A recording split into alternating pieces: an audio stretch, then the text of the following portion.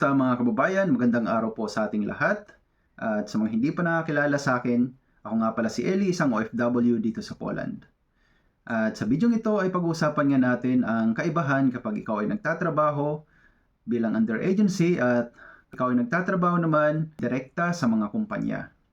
Pero bago natin umpisahan ang ating pag-uusapan, kung ikaw ay bago pa lang sa ating vlog, ay huwag niyong kakalimutan na mag-like, mag-subscribe sa ating YouTube channel at patap na rin ang bell button para lagi kayong updated sa mga susunod pang informative video.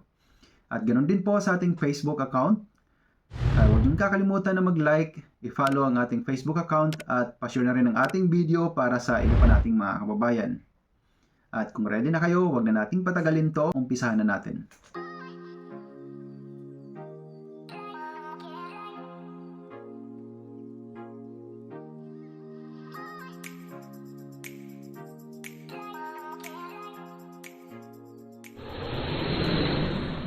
So, unahin natin pag-usapan na yung tungkol sa salary.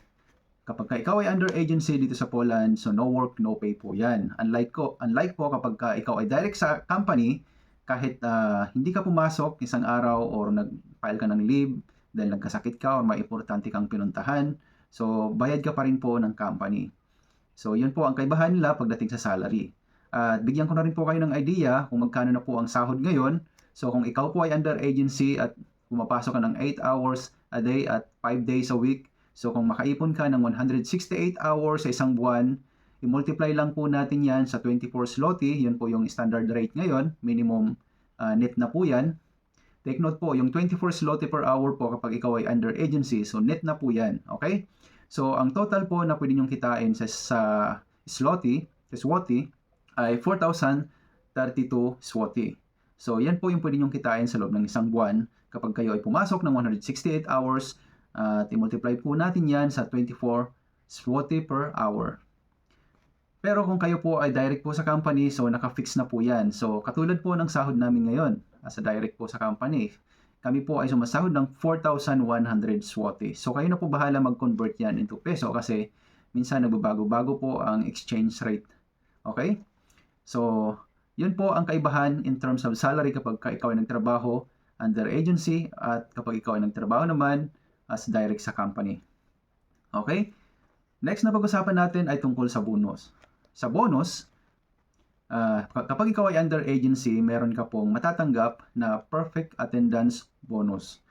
At meron din po silang binibigay na monthly bonus. So, nanggagaling po yan sa performance bonus nyo, galing po sa company. At minsan may kasama pa yan na yearly bonus. So, binanggit ko na rin po sa inyo yung yearly bonus, no? So, yan po yung mga maaari nyong i-expect na mga bonuses na maaari nyong matanggap dito kapag nagtatrabaho kayo under agency. At pag ikaw naman ay direct company, so ito naman yung mga bonus na matatanggap mo. So, una, meron din po silang tinatawag na monthly bonus or yung tinatawag na performance bonus. Okay? At maliban dyan, meron pa pong natatanggap na every 6 months. Sa amin po ito based on our experience, every 6 months, so nakakatanggap po kami ng Sodexo na minsan worth 2,000, minsan worth 1,000 zloty. At maliban pa po doon, meron din po kami natatanggap na 12 months, 13-month pay bonus. So, yun po ay natatanggap namin every year. Okay? Pero linawin ko lang po pagdating sa performance bonus, so nakadepende nga po yan sa performance. Kaya siya tinawag na performance bonus. Kung masyado kayong maraming expenses sa loob ng isang buwan, marami kayong mga waste material, so maaaring hindi po tayo makakuha niyan. Okay? Sana po ay malinaw sa inyo. At pangatlong pag-usapan natin ay patungkol naman sa vacations. So, pagdating sa agency kapag may mga bakasyon, tigil sa trabaho. So, again, inulit ko, sa agency, no work, no pay. So, kung hindi kayo pumasok, wala po kayong sasakurin. Okay? Pagdating naman sa company, ito yung kagandahan kasi nga, pag under kayo sa company, direct kayo sa company, yung vacation nyo ay may bayad. Okay? So, bayad pa rin po kayo. Kompleto pa rin yung sasahurin nyo sa loob ng isang buwan. Okay?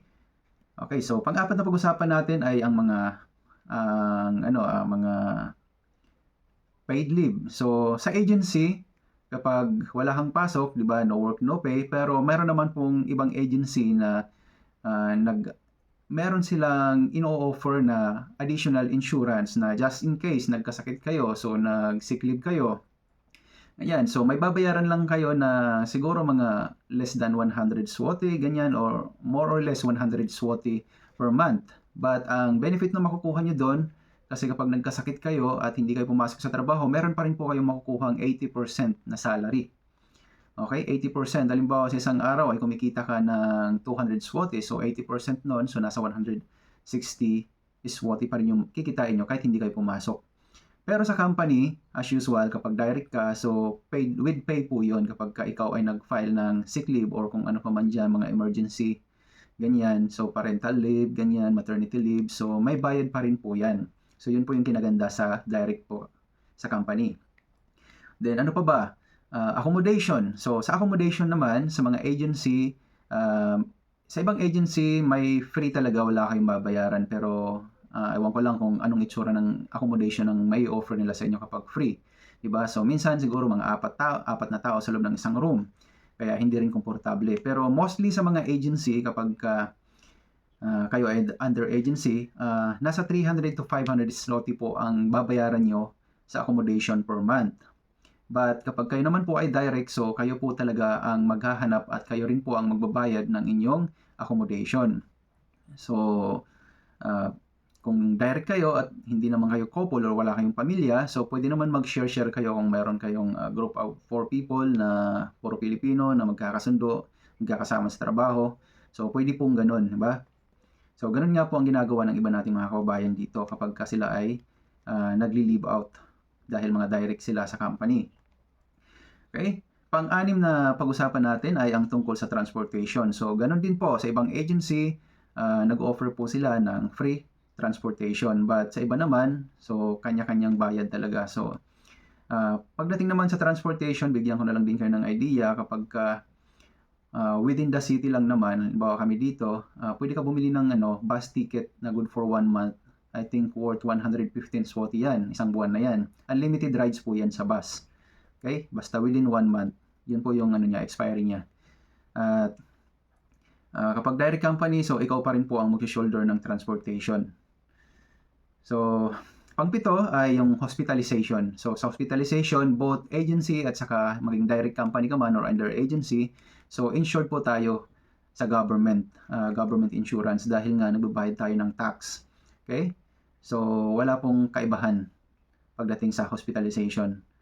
Mapa under agency ka man or under company, so insured po tayo pagdating sa ganyan.